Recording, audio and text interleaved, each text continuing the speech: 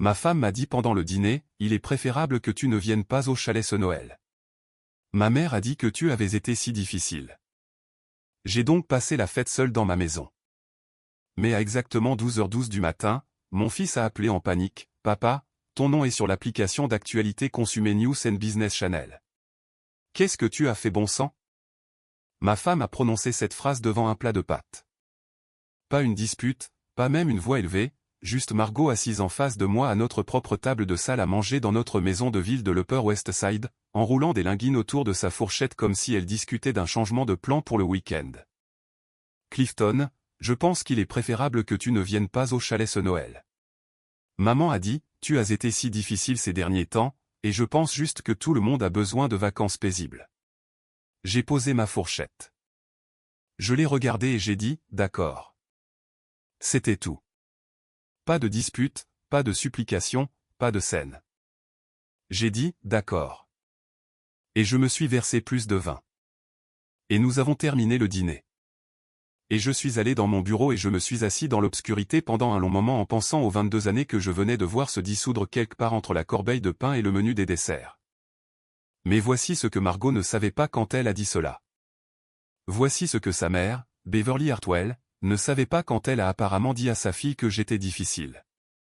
Et voici ce qu'aucun membre de la famille Hartwell n'a compris lorsqu'ils ont fait leur bagage de créateurs et ont conduit jusqu'à ce chalet de 3 millions de dollars dans les Catskills pour passer Noël sans moi. À 12h12 du matin le jour de Noël, mon fils Ethan m'a appelé depuis ce chalet, sa voix 2 tons plus haute que je ne l'avais jamais entendue. « Papa, papa, ton nom est sur l'application d'actualité Consumer News and Business Channel en ce moment même. Qu'est-ce que tu as fait bon sang ?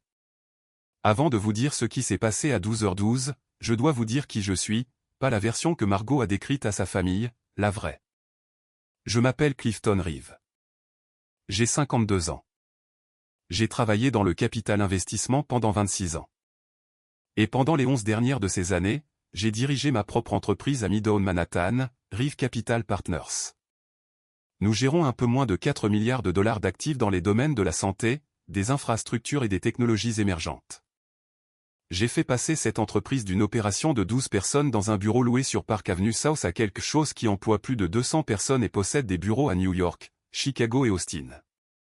J'ai grandi à Dayton, dans l'Ohio. Mon père a travaillé à la chaîne de montage d'une usine General Motors jusqu'à sa fermeture, puis il a conduit un bus scolaire pendant 20 ans après cela.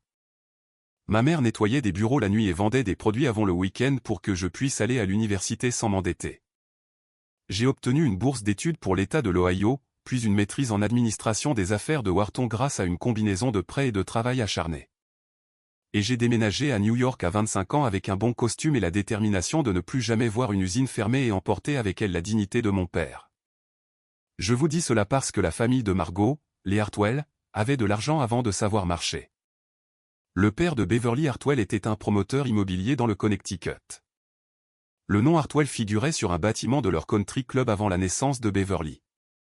Quand Margot et moi nous sommes mariés il y a 22 ans, je réussissais déjà bien, mais j'étais un nouveau riche, un homme qui s'était fait tout seul, et peu importe le nombre de zéros que j'ajoutais à ma valeur nette. Beverly Hartwell me regardait de la façon dont les gens regardent des meubles qu'ils n'ont pas choisis eux-mêmes. Poliment tolérante, vaguement dérangée. Pendant 22 ans, j'ai souri face à cela. Pendant 22 ans, j'ai fait voyager la famille en Toscane. J'ai payé les écoles privées d'Ethan et de notre fils Sophie sans dire un mot. J'ai organisé l'action de grâce pour 18 personnes et des fêtes de Noël pour 30. J'ai enduré les commentaires de Beverly sur le fait que les gens de Clifton avaient une façon si intéressante de faire les choses. Et je n'ai jamais dit un mot parce que Margot en valait la peine. Du moins, c'est ce que je me disais. Je dois vous parler des 18 mois qui ont précédé ce dîner car le dîner n'est pas sorti de nulle part, même si on en avait l'impression. 18 mois avant que Margot ne me dise de ne pas venir à Noël, une entreprise nommée Hartwell & Val a déposé une demande de restructuration d'urgence. Hartwell & Val était l'entreprise du frère de Beverly Hartwell. Gordon Hartwell avait passé 40 ans à bâtir une opération régionale d'immobilier commercial basée à Stanford, dans le Connecticut, avec des propriétés réparties dans la région des 3 États. Gordon avait 68 ans, était vif, têtu et avait réussi à traverser 3 cycles de marché grâce à sa réputation et à ses relations personnelles. Mais le 4e cycle, la hausse des taux d'intérêt, les tensions dans l'immobilier commercial, la montée en flèche des locaux vides après la pandémie, ont pris Gordon dans une position dont il ne pouvait pas se sortir. Il avait besoin de capitaux rapidement. Il est venu chez Rive Capital Partners. Je veux être honnête à propos de cette partie car elle est importante pour tout ce qui vient ensuite. Quand Gordon Hartwell est entré dans mon bureau un mardi d'avril, je connaissais déjà les chiffres. Mon équipe avait fait l'analyse préliminaire avant la réunion. Hartwell & Val avait un portefeuille d'environ 240 millions de dollars de propriétés commerciales, principalement des parcs de bureaux en banlieue et des centres commerciaux dans le Connecticut, le New Jersey et le sud de l'État de New York. Environ 60% de ce portefeuille était performant. Les 40% restants saignaient à blanc. L'entreprise avait besoin d'une injection de capitaux comprise entre 70 et 90 millions de dollars pour se stabiliser, refinancer ses actifs en difficulté et gagner du temps pour exécuter une vente ordonnée des propriétés sous-performantes. Gordon s'est assis de l'autre côté de mon bureau et a parlé pendant 1 heure. Il était charmant. Il était expérimenté. Il croyait sincèrement que son portefeuille avait une voie à suivre.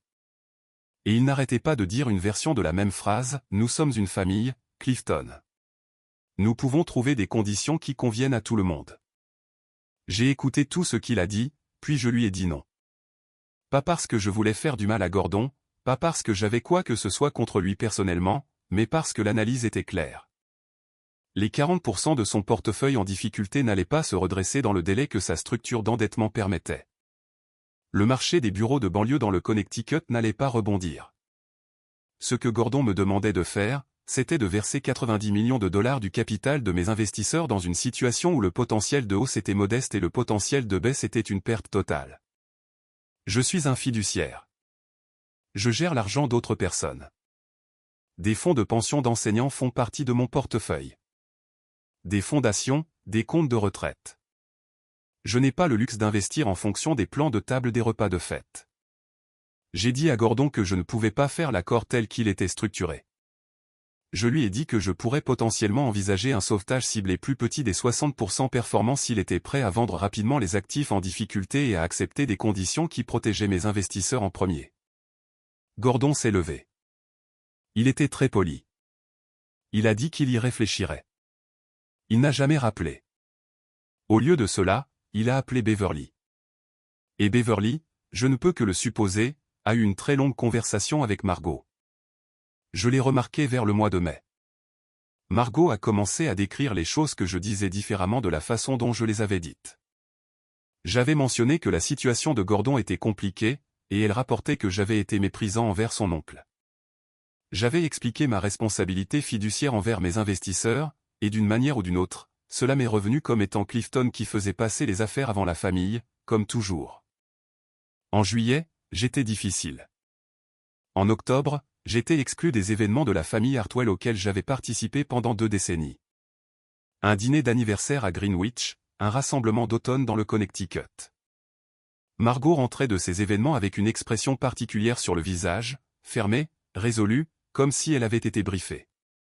J'ai essayé de lui en parler directement en novembre. Je me suis assis à cette même table de salle à manger et j'ai dit, « Margot, j'ai besoin que tu comprennes ce qui s'est passé avec ton oncle. J'ai besoin d'expliquer ce que je fais réellement dans la vie et pourquoi je n'ai pas pu investir dans un accord qui aurait coûté leur argent à mes clients. » Elle m'a regardé comme si j'avais commencé à parler une langue étrangère. Gordon a failli tout perdre, Clifton. Il est venu te demander de l'aide et tu l'as renvoyé. Maman pense que tu aurais pu structurer quelque chose de différent si tu l'avais voulu. Beverly ne comprend pas comment fonctionne le capital investissement. Elle comprend la famille. Et c'était la fin de cette conversation. 3 semaines plus tard, devant des linguines, mon invitation pour Noël a été annulée. Si vous regardez ceci et que votre caractère a déjà été défini par des personnes qui ne comprennent pas ce que vous faites, si on vous a déjà traité de personnes froides, difficiles ou trop concentrées sur l'argent, par des personnes qui bénéficient chaque jour de l'argent que vous avez gagné. Alors j'ai besoin que vous restiez avec moi car ce qui s'est passé ensuite n'est pas ce que l'un d'entre nous attendait. Et avant de vous le dire, je veux vous demander de vous abonner à cette chaîne, d'aimer cette vidéo et de laisser un commentaire ci-dessous pour me parler d'une fois où quelqu'un a si mal interprété votre intention que vous ne saviez même pas par où commencer pour vous expliquer. Car cette section de commentaires est sur le point d'être très remplie. Abonnez-vous, aimez, commentez. Je lis absolument tout. Maintenant, retournons à la veille de Noël. J'ai passé la veille de Noël seul, d'une manière dont je n'avais pas été seul depuis 22 ans. Notre maison de ville sur la 83e rue Ouest à 4 étages. Margot et moi l'avons achetée en 2009 lorsque le marché était faible, et nous avons passé 3 ans à la rénover. Il y a une bibliothèque au 2e étage que j'ai construite spécifiquement pour les livres que je collectionne depuis mes études supérieures. Des étagères en noyer foncé, un fauteuil de lecture en cuir que j'ai commandé à un artisan du Vermont, une cheminée qui tire correctement. Lors de n'importe quelle autre veille de Noël, cette pièce serait bruyante avec Sophie et Ethan se disputant sur le film à regarder, et Beverly Hartwell tenant un verre de quelque chose de cher et regardant mes étagères comme si elles étaient mal rangées. Cette veille de Noël, il n'y avait que moi et la cheminée. Margot avait conduit jusqu'au chalet des Hartwell à Woodstock, dans l'État de New York, la veille, une maison en cèdre et en verre de 4 chambres que la famille de Beverly possédait depuis 30 ans. Perchée au-dessus d'un réservoir gelé avec des vues que le magazine architectural Digest avait photographiées autrefois. Ethan avait conduit séparément depuis Boston, où il terminait sa 2e année à l'école de droit de Harvard. Sophie avait pris le train depuis Philadelphie, où elle faisait son internat en médecine pédiatrique à l'hôpital pour enfants de Philadelphie. J'avais emballé leurs cadeaux moi-même, je les avais laissés dans le couloir de l'entrée avec un mot. Je me suis assis dans la bibliothèque et j'ai lu. J'ai mangé des restes de nourriture chinoise. J'ai versé 2 verres d'un Barolo de 2015 que je gardais pour une occasion spéciale, et je les ai bu tous les 2. J'ai nourri notre chien, un Golden Retriever de 12 ans nommé Prospect, qui n'avait aucune opinion sur la dynamique familiale et qui a gardé sa tête sur mes genoux toute la soirée. Je dormais à 23 heures. Le téléphone a sonné à 12h12 du matin. Je connais l'heure exacte car j'avais posé mon téléphone sur la table de chevet, écran vers le haut, et lorsqu'il s'est allumé avec le nom d'Ethan, les chiffres ont été la première chose que j'ai vue. J'ai répondu à la 2e sonnerie. Papa. Quelque chose dans sa voix m'a réveillé plus vite que la sonnerie. Qu'est-ce qui ne va pas? Est-ce que tout le monde va bien? Tout le monde va bien. Physiquement bien. Mais papa, ton nom est sur l'application d'actualité Consumer News and Business Channel en ce moment même. J'ai reçu une alerte. Cela dit. Il a fait une pause. Je pouvais l'entendre respirer. Je pouvais entendre le chalet en arrière-plan. Les voix graves des personnes qui avaient été réveillées. Cela dit que Rive Capital Partners a soumis une offre concurrente pour la participation majoritaire dans Hartwell & Val. Papa, qu'est-ce que tu as fait? Je me suis assis dans mon lit. Prospect a levé la tête et j'ai dit très prudemment, Ethan, j'ai besoin que tu me lises le titre exact. Il l'a lu. J'ai fermé les yeux, puis j'ai dit quelque chose que je n'avais pas prévu de dire, quelque chose qui est sorti de 22 années passées à être traité de difficile et de 18 mois passés à être discrètement effacé d'une famille que j'avais aimée, soutenue et pour laquelle j'avais été totalement présent. Ethan, ai-je dit, réveille ta mère. Dis-lui que j'aimerais lui parler, et dis-lui de vérifier à quelle date Gordon a déposé ses documents de restructuration. Dis-lui de vérifier quel créancier est répertorié comme la principale partie garantie sur le portefeuille de Hartwell & Val depuis 3 jours. Silence sur la ligne. Papa, tu es sérieux là? Joyeux Noël, fils. Voici ce que Margot ne savait pas. Voici ce que Beverly Hartwell ne savait pas. Voici ce que Gordon Hartwell, dans toutes ses 40 années de conclusion d'accord, aurait dû savoir, mais ne savait pas parce qu'il avait passé ces 40 années à être le nom Hartwell dans la pièce et à supposer que cela suffisait. Quand Gordon est venu me voir en avril et que je lui ai dit que je ne pouvais pas investir dans son portefeuille en difficulté, je le pensais. Je ne pouvais pas verser le capital de mes investisseurs dans un mauvais accord simplement parce que sa sœur était ma belle-mère. Mais je n'ai pas arrêté de penser à Hartwell & Val parce que les 60% performants de son portefeuille, les propriétés bien situées, les actifs stabilisés, les bâtiments et les marchés qui étaient réellement en train de se redresser, cela avait une véritable valeur. Pas au prix que Gordon voulait, et pas enveloppé autour du poids mort des actifs en difficulté, mais séparés, nettoyés, correctement recapitalisés. Il y avait une véritable entreprise là-bas. J'ai demandé à mon équipe de passer 3 mois à construire un modèle discrètement, sans impliquer Gordon, car Gordon avait clairement indiqué qu'il n'était intéressé par aucune solution partielle.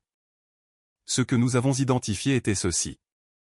Si les actifs en difficulté étaient vendus ou rendus aux créanciers garantis, ce qui était de plus en plus probable compte tenu de la façon dont se déroulait la restructuration, et si un acheteur se présentait pour le portefeuille performant sur la bonne base.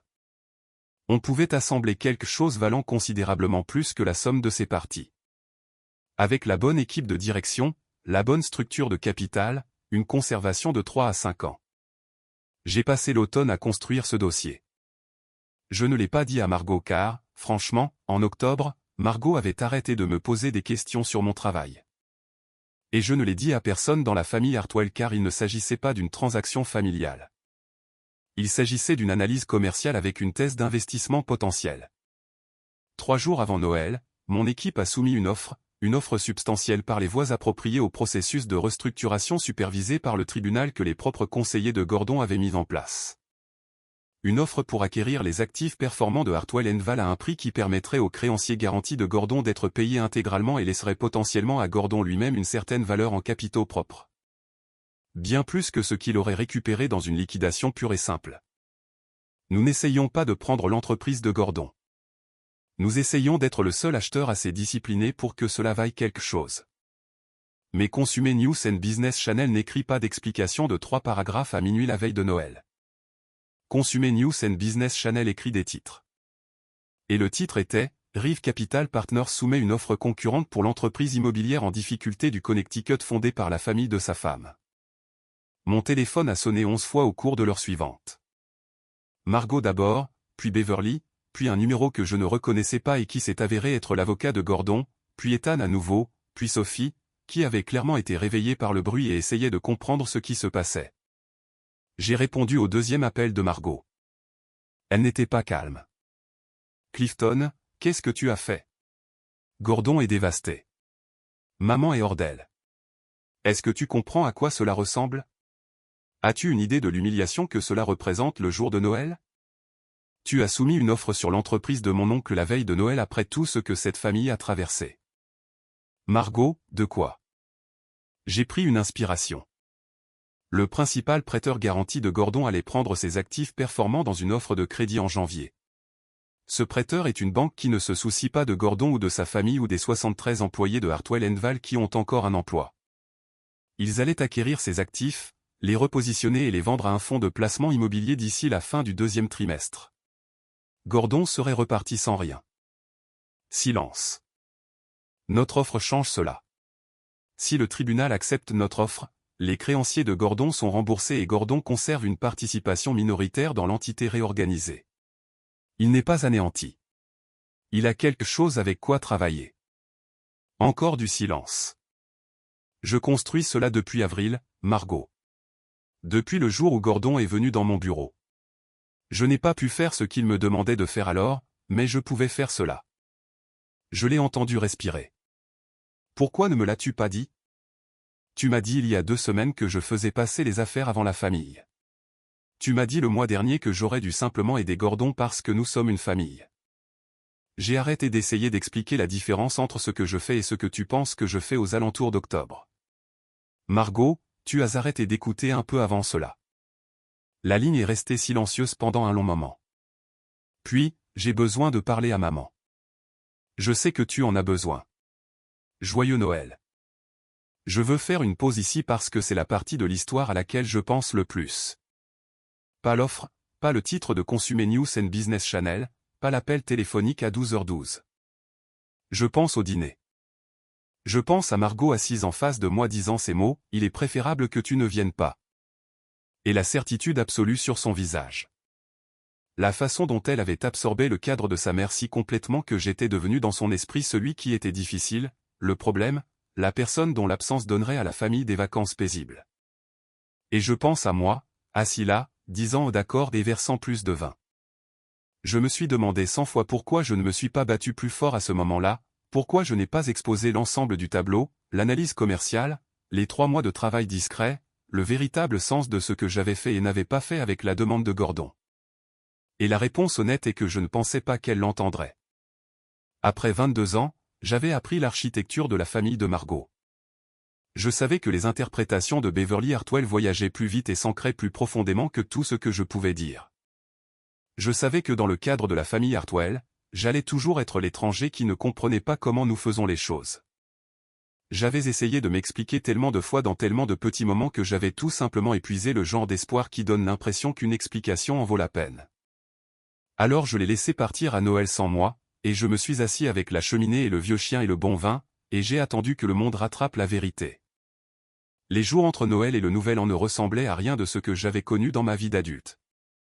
L'histoire de Consumer News and Business Channel a été reprise par le service immobilier du Wall Street Journal dès le matin du 26 décembre.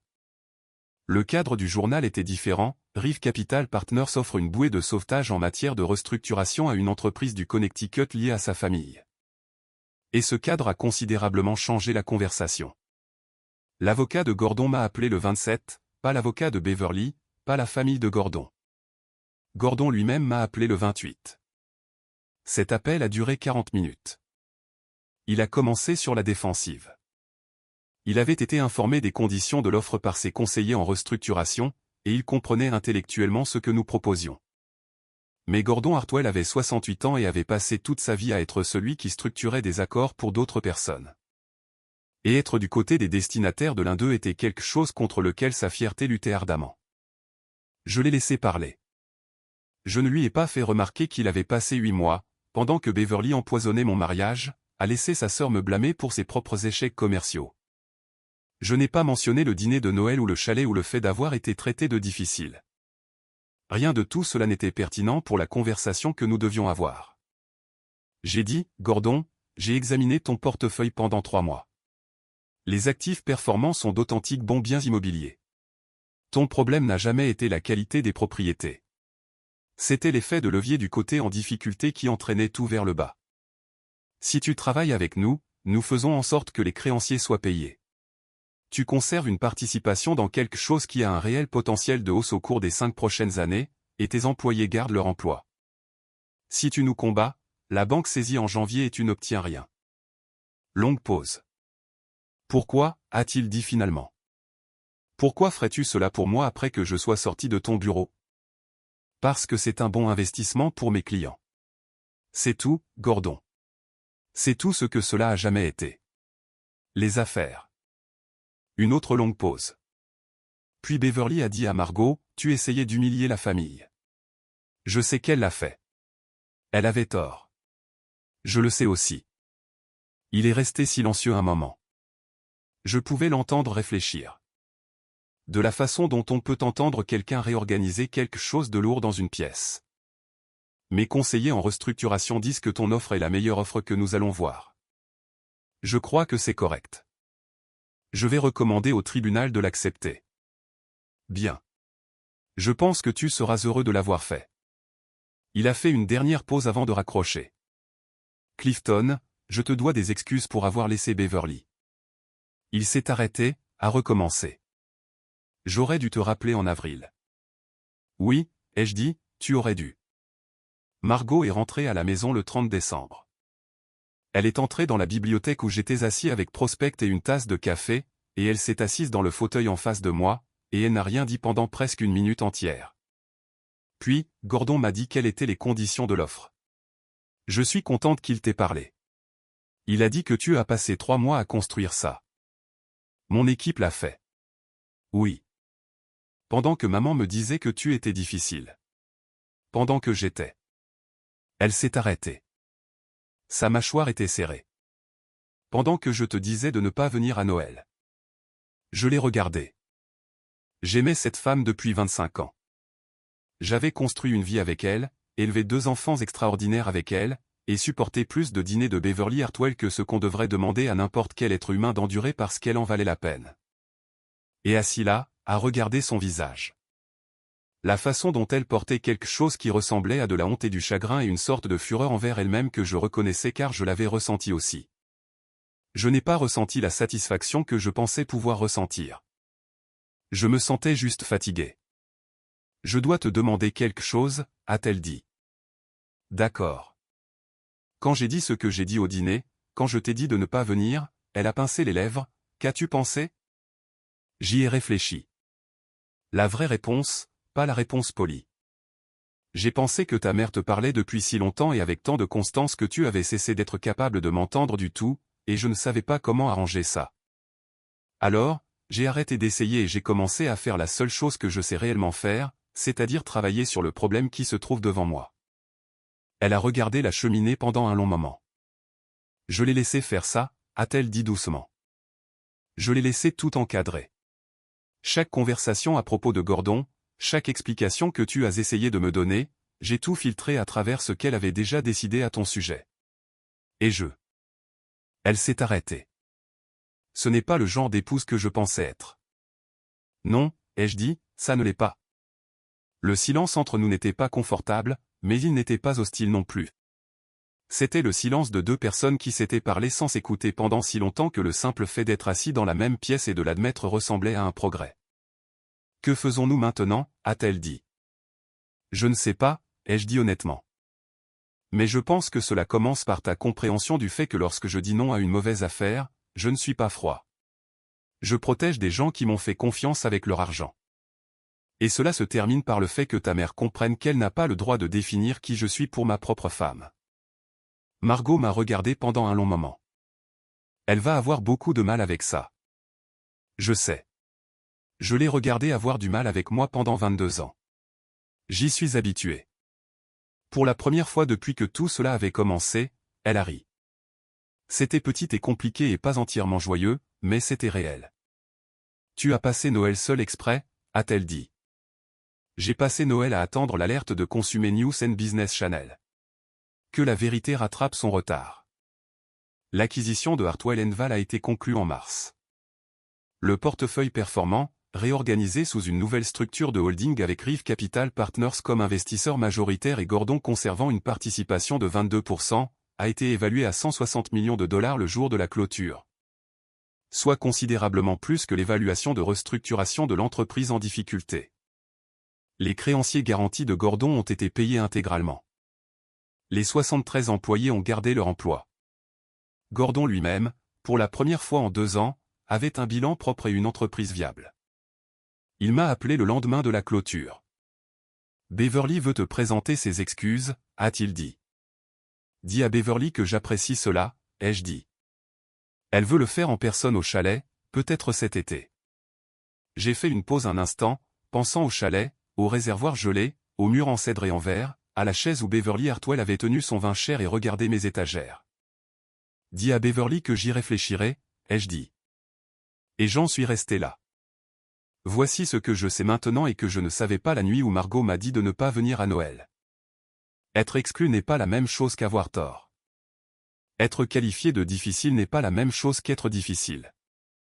Et parfois, la chose la plus puissante que vous puissiez faire à un moment où tout vous est enlevé, votre place à table, votre réputation au sein de votre propre famille, le droit fondamental d'être compris par la personne que vous avez épousée.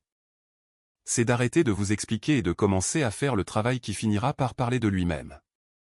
J'ai passé 22 ans à essayer d'être lisible pour une famille qui avait déjà décidé qui j'étais, à essayer de me traduire dans des termes que Beverly Hartwell pourrait accepter. À essayer de prouver année après année que l'homme de Dayton qui avait payé lui-même son école de commerce était digne de la place qu'il avait gagnée. Et puis je me suis assis seul la veille de Noël avec mon chien et mes livres et ma cheminée. Et j'ai tout laissé tomber. Pas parce que j'ai cessé de m'en soucier, mais parce que j'ai enfin compris que la seule façon de répondre à un mensonge sur votre caractère est d'être si clairement et indéniablement vous-même que le mensonge ne peut tout simplement pas survivre. L'entreprise de Gordon Hartwell vaut quelque chose parce que j'ai fait mon travail. Mes investisseurs ont gagné de l'argent parce que j'ai pris une décision difficile en avril et une décision disciplinée en décembre. 73 personnes sont retournées au travail après le nouvel an parce que j'ai passé 3 mois à construire un modèle que personne ne savait que je construisais. Difficile n'est pas le mot. Mais cela n'a jamais été le cas. Margot et moi sommes toujours mariés. Je veux être honnête à ce sujet. Pas parce que cela rend l'histoire plus propre ou plus satisfaisante, mais parce que la vérité est que 2 personnes peuvent avoir un grave échec de confiance et choisir de continuer à essayer. Nous sommes en thérapie. Nous travaillons sur ce que cela signifie qu'elle ait permis au cadre de sa mère de remplacer son propre jugement pendant la majeure partie de ces 2 années. Ce n'est pas une petite chose à surmonter. Certains jours, c'est difficile. Certains jours, je la regarde de l'autre côté de notre table de salle à manger et je me souviens des linguines et de la voix et du « je pense qu'il est préférable » et je dois choisir activement de continuer à m'asseoir là. Mais je continue à m'asseoir là parce qu'elle en vaut la peine. Elle l'a toujours été. Elle l'a juste oublié pendant un moment et moi aussi. Et il a fallu une alerte de Consumer News and Business Channel à 12h12 du matin le jour de Noël pour que nous nous en souvenions tous les deux. Ethan m'a appelé la veille du Nouvel An. Papa, a-t-il dit, je veux juste dire que quand tu m'as dit de dire à maman de vérifier les documents de restructuration sur le moment, j'étais en colère. Je pensais que tu avais fait quelque chose pour nous embarrasser. Je sais que j'avais tort. Je le sais aussi. Il a ri et il me ressemble quand il rit. Cet enfant qui a grandi en me regardant travailler 18 heures par jour et construire quelque chose à partir de rien et endurer chaque dîner de Beverly Hartwell sans broncher. Grand-mère Beverly va devoir réfléchir très attentivement à la façon dont elle parle de toi. Il a dit, elle n'a rien à faire. J'ai dit, Beverly restera Beverly. Cette partie ne va pas changer. Mais tu viens toujours au chalet cet été. J'y ai réfléchi. À la cheminée de la bibliothèque, à Prospect avec sa tête sur mes genoux, au Barolo que j'avais bu seul et aux 12 heures de silence avant que le téléphone ne sonne. Ouais, ai-je dit. Je vais au chalet. Bien, a dit Ethan. Et ça l'était. Je m'appelle Clifton Reeve. J'ai 52 ans. J'ai grandi à Dayton, dans l'Ohio, fils d'un ouvrier d'usine et d'une vendeuse avant. Et j'ai passé ma vie d'adulte à faire une seule chose, prendre des situations compliquées et difficiles que d'autres personnes ont abandonnées et trouver la voie à travers elles. Je ne suis pas difficile. Je suis précis. Il y a une différence.